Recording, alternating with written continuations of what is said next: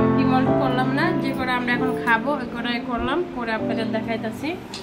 কতটাই আমি হয়েছে দেখতেই পারতেছেন, এটা অনেক মজা হয়েছে। মোরসালিন খাও তো, খেয়ে দেখাও। আমার ছেলে একটা খেয়ে মজা হচ্ছে। খাও না বাবু না।